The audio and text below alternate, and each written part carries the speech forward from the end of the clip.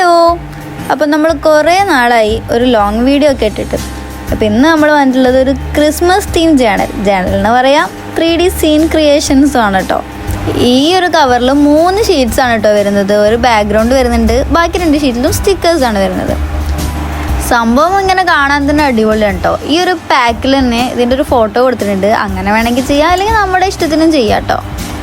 ഞാൻ കുറച്ചൊക്കെ അതിൽ നോക്കി ലാസ്റ്റ് എത്തിയപ്പോഴേക്ക് ഇതിൻ്റെതായ രീതിയിലേക്ക് ഇത് മാറ്റിയിട്ടുണ്ട്. ഈ സ്റ്റിക്കർ സംഭവം സീനാണ് കേട്ടോ. നല്ല അടിപൊളി ഗമ്മാണ്, നല്ല ക്വാളിറ്റി ഉള്ള സ്റ്റിക്കേഴ്സാണ്. അതുകൊണ്ട് തന്നെ ഞാൻ സ്റ്റിക്കറും തമ്മിൽ നല്ലൊരു പഞ്ചഗുസ്തിയൊക്കെ നടക്കുന്നുണ്ട്. അതൊക്കെ പോട്ടെ, നിങ്ങളുടെ ക്രിസ്മസ് എക്സാമൊക്കെ എങ്ങനെ പോകുന്നു? സ്കൂളൊക്കെ ക്ലോസ് ചെയ്യാനായില്ലേ? ആ ഒരു സമയത്ത് നമ്മൾ ഒരുപാട് വീഡിയോസൊക്കെ അപ്ലോഡ് ചെയ്യും. ഇപ്പോൾ പിന്നെ നിങ്ങളുടെ എക്സാം ടൈം ആയതുകൊണ്ട് ഞാൻ ഓവറായിട്ട് നിങ്ങളെ ബുദ്ധിമുട്ടിപ്പിക്കാറില്ല. അപ്പം എന്തായാലും ഫ്രീ ആയിട്ടിരിക്കുമ്പോഴൊക്കെ നമ്മളെ വീഡിയോസൊക്കെ കാണാം. സ്കൂൾ ലീവിന് എങ്ങോട്ട് പോകാനാണ് എല്ലാവരുടെയും പ്ലാന്. നമ്മളും പ്ലാനൊക്കെ ചെയ്യുന്നുണ്ട് കേട്ടോ. നടക്കില്ലെന്നൊന്നും അറിയില്ല.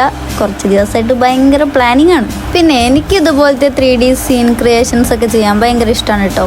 കാരണം നമ്മളിങ്ങനെ ഓരോന്ന് ഒട്ടിച്ചൊട്ടിച്ച് വരുമ്പോൾ അതിൻ്റെ ആ ഒരു ഫൈനൽ ലുക്കിലേക്ക് എത്തുന്നവരെ നമുക്കൊരു പ്രതീക്ഷയാണ്. ഇതെങ്ങനെ ഉണ്ടാവും എന്നുള്ളൊരു എക്സൈറ്റ്മെൻറ്റ് ഉണ്ടാവും. ഓരോന്നൊട്ടിക്കുമ്പോഴും അതിൻ്റെതായ മാറ്റങ്ങളും ഭംഗിയും ഒക്കെ മനസ്സിലാക്കാൻ പറ്റും. പിന്നെ ഈ സംഭവം ചെയ്യുമ്പോൾ ആകെ ഒരു ബുദ്ധിമുട്ട്, ആ ഒരു കറക്റ്റ് പൊസിഷനിൽ ഇത് കിട്ടിയിട്ടില്ല എന്നുണ്ടെങ്കിൽ ആകെ കൊളാവും കേട്ടോ. അതിൻ്റെ ഒരു ചെറിയ ഭാഗമാണ് നിങ്ങൾ നേരത്തെ കണ്ടത്. ഒട്ടിക്കുക, പറിച്ചെടുക്കുക. കാരണം അവിടെ ഒരു സ്പേസ് ഇല്ലായിരുന്നു. പിന്നെ മൊത്തമായിട്ട് അതൊന്ന് എടുത്തിട്ടാണ് പിന്നെ ഒന്നും കൂടി ഒട്ടിച്ചത്. ക്രിസ്മസ് ഒക്കെ ആയിട്ട് എല്ലാവരും ഡെക്കറേഷൻ പരിപാടികളൊക്കെ സ്റ്റാർട്ട് ചെയ്തോ. നമ്മുടെ ഷോപ്പിൽ നിന്ന് ഡെക്കറേഷനൊക്കെ ചെയ്യണം എന്നുള്ളൊരു മൈൻഡിലായിട്ട് ഇരിക്കുന്നത്. അപ്പോൾ ആദ്യം നമ്മൾ യൂട്യൂബിലേക്കുള്ള വീഡിയോസും കാര്യങ്ങളൊക്കെ എടുത്തിട്ട് വേണം ആ ഒരു സംഭവം സെറ്റ് ചെയ്യാൻ. എൻ്റെ കയ്യിൽ പിന്നെ ക്രിസ്മസ് ബേസ്ഡ് ആയിട്ട് സ്റ്റിക്കേഴ്സ് ഒന്നുമില്ല കേട്ടോ. ആകെ ഉണ്ടായിരുന്നത് ഈ ഒരു 3D ക്രിയേഷൻ മാത്രമാണ്. അപ്പം ഇത് വെച്ചിട്ട് തന്നെ അങ്ങ് സ്റ്റാർട്ട് ചെയ്യാമെന്ന് വിചാരിച്ചു. ക്രിസ്മസ് ഒക്കെ ആയില്ലേ. ഇതിൽ സ്റ്റിക്കേഴ്സിനൊക്കെ ഭയങ്കര ഡീറ്റെയിലിംഗ് ആണ് കേട്ടോ. ഭയങ്കര ഡീറ്റെയിലിംഗ് എന്ന് വെച്ചാൽ നല്ല കുഞ്ഞു കുഞ്ഞു സ്റ്റിക്കേഴ്സ് വരെയുണ്ട്. പക്ഷെ അതങ്ങ് ഒട്ടിച്ച് കഴിഞ്ഞാലേ ആ ഒരു സീനിന് കറക്റ്റായിട്ടുള്ളൊരു ലുക്ക് കിട്ടുള്ളൂ. പിന്നെ കുറേ പേര് ഗീവ് അവേ ഇനി എന്നാണ്, അതുപോലെ തന്നെ ബെസ്റ്റ് സപ്പോർട്ടർക്കുള്ള ഗിഫ്റ്റ് എന്നാണെന്നൊക്കെ ചോദിക്കുന്നുണ്ടായിരുന്നു. ടോപ്പ് കമൻഡർക്കും ബെസ്റ്റ് സപ്പോർട്ടർക്കും അതുപോലെ തന്നെ ഗീവ് അവേ ഒക്കെ നമ്മൾ ചെയ്യും.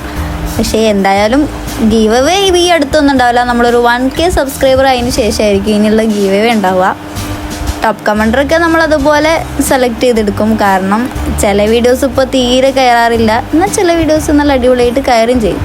അപ്പം നമ്മളൊന്ന് സ്റ്റേബിളായിട്ട് വേണം ഇനി ബാക്കിയുള്ള ഗിഫ്റ്റ്സും കാര്യങ്ങളൊക്കെ കൊടുക്കാൻ.